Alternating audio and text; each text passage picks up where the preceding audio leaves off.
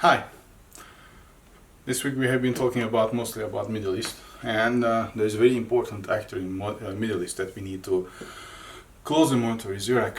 So this video we want to talk about Iraq and the fragile government in Iraq. Why it's fragile, and is in a hope that when it might be really stronger in terms of administration, and when they are going to start controlling the whole state.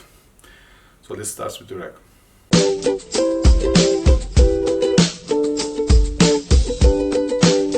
Indeed, Iraq has a very fragile government, and since 2000 it's like that. Al-Nuri, Maliki, and after all these prime ministers and their governments were fragile because there were some reasons for that. First of all, they were always dependent to Iran. As of today, Iraq's most dependent on one is natural gas, the second one is electricity. Because Iraq, after the war, all the facilities are torn up, and they don't have the facility to really supply the electricity to the cities. The rural cities are also facing a lot of cutouts, especially some places, nights, there are no electricity. Now, coming to this, there's a great problem. Because as much as you are dependent to other states, the other states and the non-actors also have the opportunity to benefit from your country or to live within your country, and that's what's happening in Iraq. The Iranian proxy groups, which they are now under the Iraqi laws as a component of Iraqi military, are enjoying the freedom also, or starting to enjoy the freedom to even intervene in the government's affairs. They are now really consulting or giving ideas, and now started loudly to state what is good or what's bad for the state, even though they are under the influence of Iran. Why? Because the natural gas and the dependence to natural gas and the electricity enables these proxy groups to be or to allocate in Iraq in order to fight with terrorists. Now they have starting to have or enjoy the power. One of the reasons is this. The second leader is Iraq needs, I will say, revenue and oil revenue. The problem between the Kurds and Iran is still ongoing, or Iraq ongoing. But although they have promised under the OPEC that they are going to follow up the production cut as Saudi wants, Saudis do not believe Iraqis because they know that they need the money. Money means security. Security means more tools to fight with the, I will say, terrorists. But the other problem is corruption. All these political elites in Iraq are enjoying the corruption because they can take the revenues of these resources and put their pockets in international offshore bank accounts, and they usually escape because there is no really strong laws. And once all these things emerge, the government is really fragile.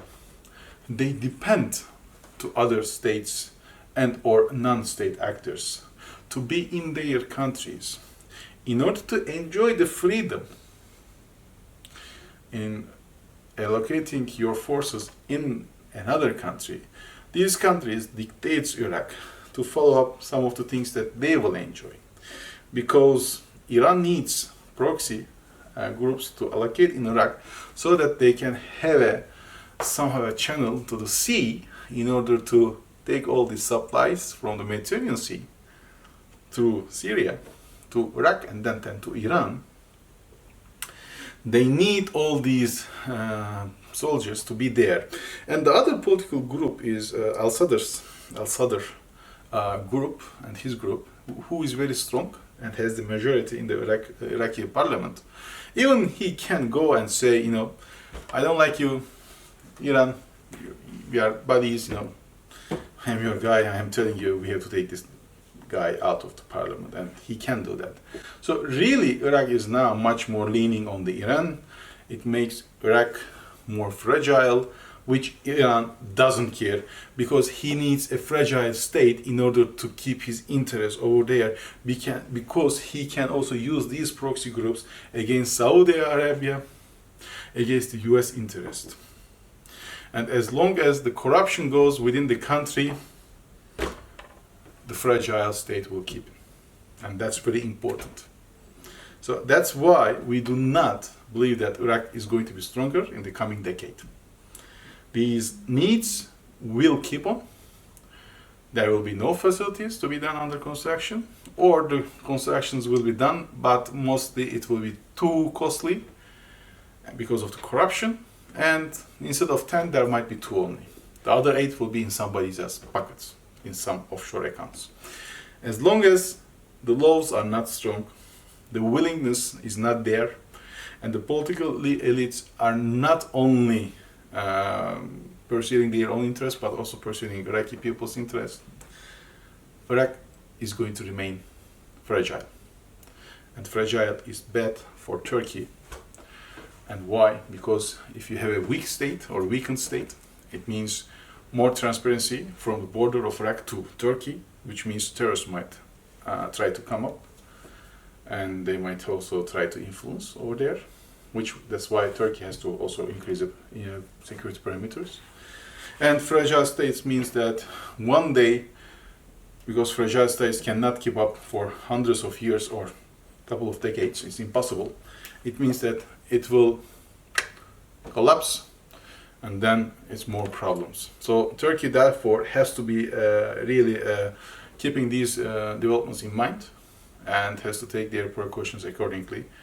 Because we believe that as a geopolitical compass that unless Iraq takes necessary precautions in order to change its fragile status to normal status in this decade, before 2030s, the next decade will be collapsing.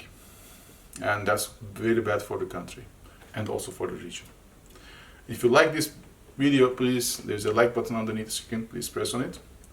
And if you'd like to subscribe yourself to our channel, we will appreciate, so that you can be notified with our publishes in our channels, so you can watch first. Thank you very much for watching this video, and see you next time. Have a great day. Bye.